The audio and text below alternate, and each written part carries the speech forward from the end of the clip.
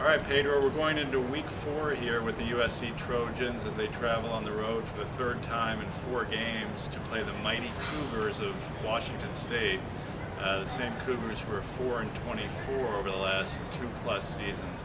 Do you think there's any chance that this USC team will overlook this team, take it lightly, or just not produce a good effort because of who they're playing this week?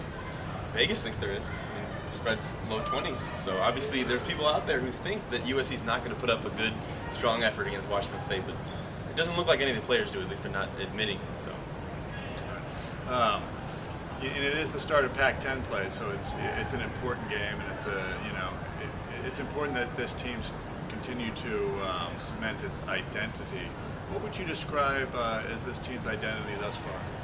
I mean, Kiffin's been, he's been asked that multiple times through fall camp, through the first couple of games, and finally, after the Minnesota game, he started to maybe give a little bit of an answer to the question, what's your identity? He said, maybe a power running, smash mouth running team.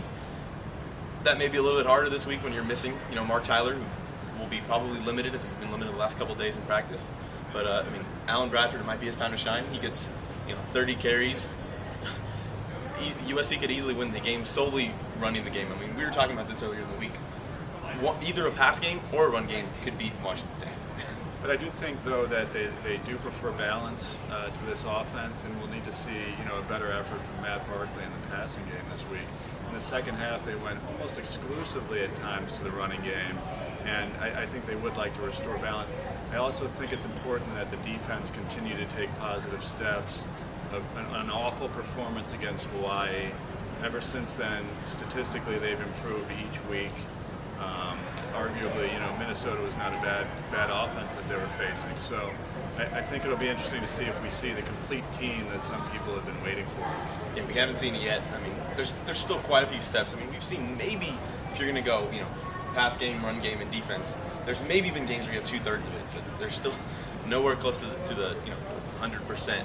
I mean, Kiffin's alluded to it a lot this week. This is a good chance for USC to, it's basically it's a pre-test. It's like it's a pre-examination for Washington the next week. There's no huge test coming up this week, but as long as they use it to prepare themselves diligently, I mean, it's useful.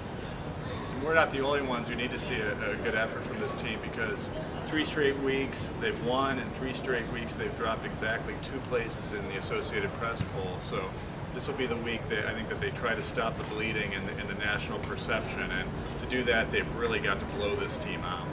But don't ask Lane Kiffin, because he says he doesn't care about the polls. He said, hey, we can be 6-0 and we'll drop out of the top 25 and I don't care. We'll see.